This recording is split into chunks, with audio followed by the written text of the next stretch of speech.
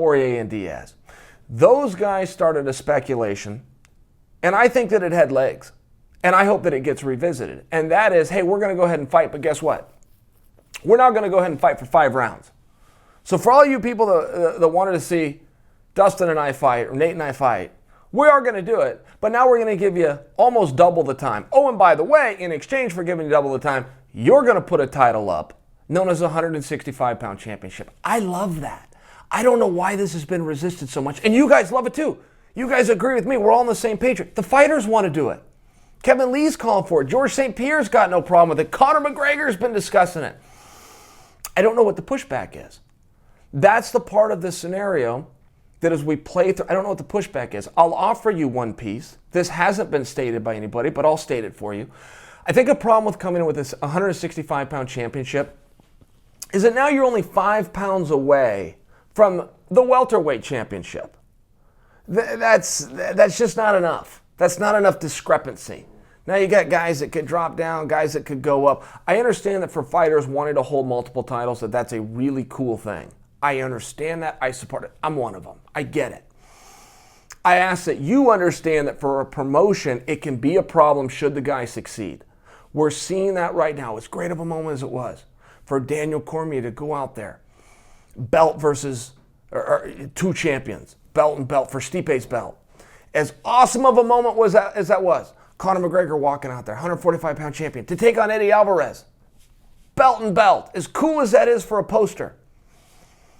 What do you do once the guy succeeds? We saw what happened with Conor McGregor. He left the sport. He gets stripped at 145. They got to wait a few months, let him get through some boxing. They stripped him at 155. It becomes a bit of a logjam. The fans start to get confused. The fighters in the back start to go, well, what about my dreams? What about my goals? What about the whole reason that I'm in this sport?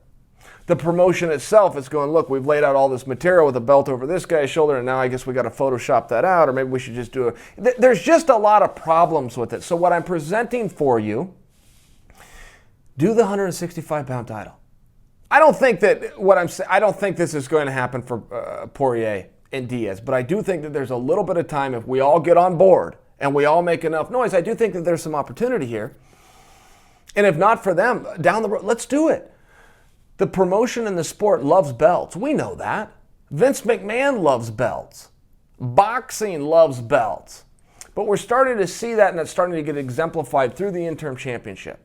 Many people push back on that. Some people are like me. I love it. But I love those belts. I get it. I get it from the marketing standpoint. I get that something has to be on the line.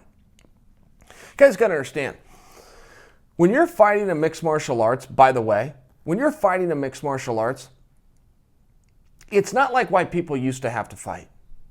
If you guys will understand, if you lose a mixed martial arts fight, maybe you lose a little prestige, maybe your ego takes a little bruise, maybe you lose a little bit of money. But back in the olden day, it was important that you had people in your village that could fight, because if you couldn't, it cost you your life, it cost you territory, it cost you beliefs. There was real things that people were fighting for. Because those real things are gone, and because this is unarmed combat, because this is a sanctioned sport with competition, we got to dangle something out there that they'll fight over, because you're not really fighting over land anymore. You're not fighting for territory and family and life. So we created something known as a title belt. Great, it worked. But I think that those belts are important. I think that that piece of marketing really works. So I like that a championship is up. But what I'm offering for you, if we can all concede how important this is to promotions, if we concede that boxing loves it and Vince McMahon loves it and Coker loves it and Dana loves it, all I would suggest is now let's just make it real championships. I don't like the real versus I think they're all championships. But what I'm saying is you add more weight classes, all of a sudden you don't have the same need for the interim title.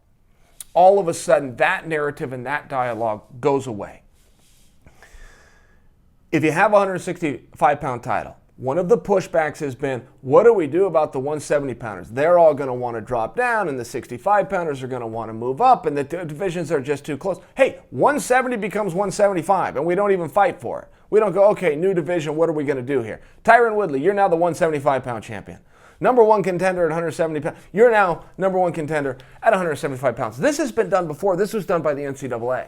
When the NCAA came in and they did weight-changing rules, and I've talked to you guys about that extensively in the past, but one of the other things that they did, aside from the 1 hour weigh-in, is they added 7 pounds to every single weight class.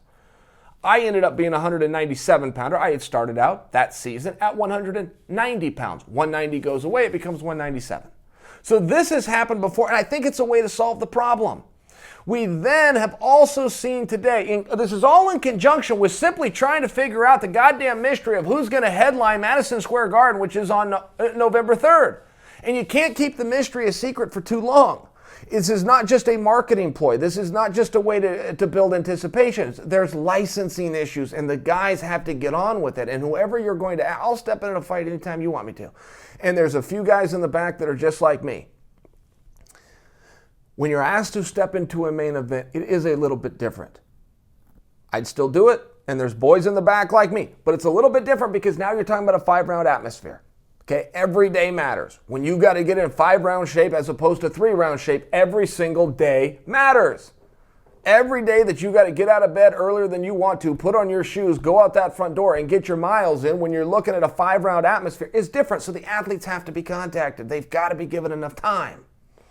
They then have to go through the licensing requirements. So each and every day matters.